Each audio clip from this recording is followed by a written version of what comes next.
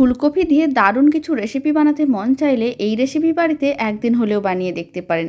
বানানো তো একেবারেই সহজ আর খেতেও বেশ ভালো হয়। নমস্কার, আমি রুমি, আপনাদের সবাইকে আবারও একটা দারুণ স্বাদের রেসিপিতে স্বাগত।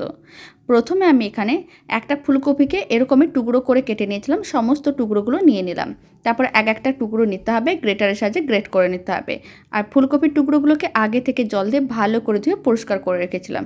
ফুলকপির ফুলগুলোকে এরকমই গ্রেটারে গ্রেট করে নিয়েছিলাম। এবার এর মধ্যে দিয়ে দিলাম কুচনো পেঁয়াজ আর দিয়ে দিলাম স্বাদ অনুযায়ী লবণ। এখানে আমি হাফ চামচের মতন লবণ দিলাম, অল্প একটু চিনি দিলাম আর দিয়ে দিলাম লঙ্কার গুঁড়ো, হলুদ গুঁড়ো।